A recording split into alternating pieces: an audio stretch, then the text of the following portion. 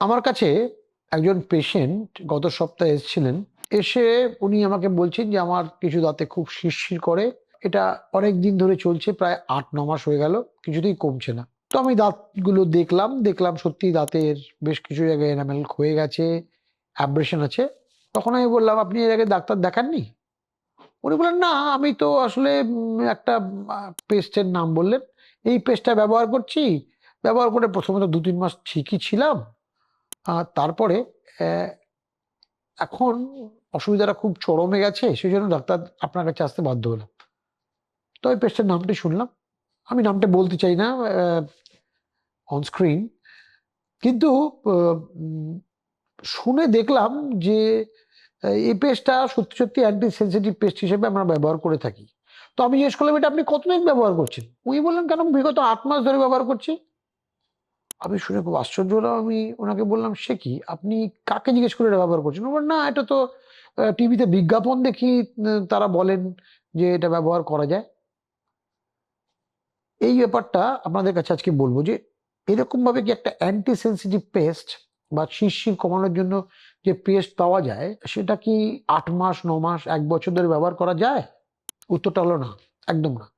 কারণ এগুলো কিন্তু পেস্টের মতন দেখতে, কিন্তু এগুলো একটাও টুথপেস্ট নয়। এগুলো একেকটা মেডিকেশন বা ওষুধ। এতে বিভিন্ন রকম মলিকিউল থাকে, যেগুলো আপনার সেনসিটিভিটি বা শিরশির করা কমায় এবং সাময়িকভাবে কমায়। এই মলিকিউলগুলো কিরকম? কিছু নাম বলছি, হয়তো বুঝতে পারবেন। পটাশিয়াম নাইট্রেট, স্ট্রনশিয়াম ফ্লোরাইড বা বায়োমিন, নোভামিন, এই ধরনের। কিন্তু যদি এরকম হয় যে এটা আপনার শিরশির করা আ মাঝে মাঝেই আসছে এবং আপনি ব্যবহার করে চলেছেন বলে আ জিনিসটা কমের দিকে থাকছে, তাহলে কিন্তু আপনাকে বুঝতে হবে যে এই যে শিরশিরটা মাঝে মাঝে কমছে, এটা কিন্তু বরাবর কমে থাকবে না। কারণ এই পেস্টগুলো যদি শিরশির করা কমায়, ২ সপ্তাহ, বড়জোর ৩ সপ্তাহ আপনি ডাক্তারের প্রেসক্রিপশন ছাড়া ব্যবহার করতে পারেন। তারপরে কিন্তু ডাক্তারবাবু আপনাকে বলে দেবেন এটা ব্যবহার করা যাবে কি যাবে না। তবে সাধারণত ৩ সপ্তাহের বেশি এই ধরনের অ্যান্টি সেনসিটিভ পেস্ট ব্যবহার করা কোনো সময় উচিত নয়। কারণ এই পেস্টগুলো যেরকম বললাম, নামেই পেস্ট, আসলে একেকটা ওষুধ। আপনারা জানেন প্রত্যেকটি ওষুধের একটা সাইড ইফেক্ট আছে।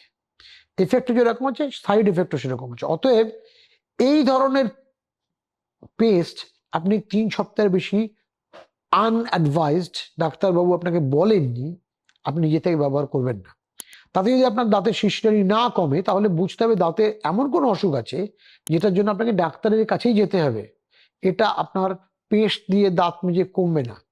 অতএব আপনি মনে রাখবেন, অ্যান্টি সেনসিটিভ পেস্ট যদি আপনি বাজার চলতি একটা দোকান থেকে কিনে ব্যবহার করানো, এর এফেক্টও কিন্তু ক্ষণস্থায়ী এবং এটা আপনাকে ২ থেকে ৩ সপ্তাহই ব্যবহার করতে হবে। আর আমি অনেককে বলতে শুনেছি, আমার বেশ কিছু রোগীকে বলতে শুনেছি, আমাদের পুরো পরিবার, ফুল ফ্যামিলি এই পেস্টটা দিয়ে ব্যবহার করেন। এটাও একদম করবেন না। দাঁতের শিরশিরানি না থাকলে আপনি যদি ভাবেন যে এই পেস্টগুলো দাঁতের শিরশিরানি প্রিভেন্ট করবে বা দাঁতের শিরশিরানিকে প্রতিরোধ করবে, সে ধারণাটাও সম্পূর্ণ ভুল। কারণ এই কেমিক্যালসগুলো দাঁতের শিরশিরানি হওয়ার কিছুমাত্র কারণ থাকলে, মানে কিছুমাত্র বলতে মিন করছি ১০০টা কারণের মধ্যে মাত্র ১৫-২০% কারণে, যেখানে এনামেল ক্ষয়ে গেছে বা সেইরকম ক্ষেত্রে দাঁতের শিরশিরানি বন্ধ করতে পারে।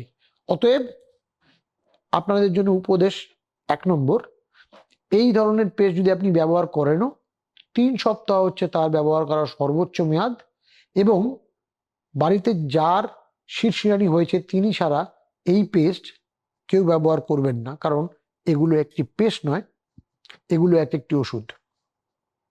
কমেন্ট বক্সে কমেন্ট করুন বা ডায়ালগ বক্সে যে নাম্বার আছে সেখানে ফোন করে জানতে চান যে দাঁতের শিরশিরানি বন্ধ করার কি কি উপায় আছে, দাঁতের শিরশিরানি করার কি কি কারণ হতে পারে, সেগুলো আরও বিশদে জানতে হলে আমার টিমের সঙ্গে বা কমেন্ট বক্সে লিখে জানান। আমি নিশ্চয়ই আপনাদের কাছে আবার জানাবো যে দাঁতের শিরশিরানি বন্ধ করতে হলে আপনার কি কি উপায় আছে, বা দাঁতের শিরশির করার কোনো পেস্ট যদি আপনি বরাবর ইউজ করে থাকেন, তার যদি কোনো ক্ষতিকর সাইড এফেক্ট হয়ে থাকে, সেখান থেকে আপনি কিভাবে বেরিয়ে আসতে পারেন। এরপরে কোনো একটা এপিসোডে আপনাদের বিশদে জানাবো তাদের কি কি কারণে দাঁতের শিরশির করতে পারে, এবং সেই শিরশির করলে প্রত্যেকটি শিরশির করার কারণের জন্য আলাদা আলাদা কি ট্রিটমেন্ট আছে। এর জন্য কমপ্লিট একটা এপিসোড লাগবে, নিশ্চয়ই জানাবো এরপরে কোনো একটা এপিসোডে। আপনারা কমেন্ট বক্সে যদি জানতে চান মন্তব্য করুন, আমি আবার একটা এপিসোড কমপ্লিটলি দাঁতের শিরশির করার ব্যাপারে ডেডিকেট করব।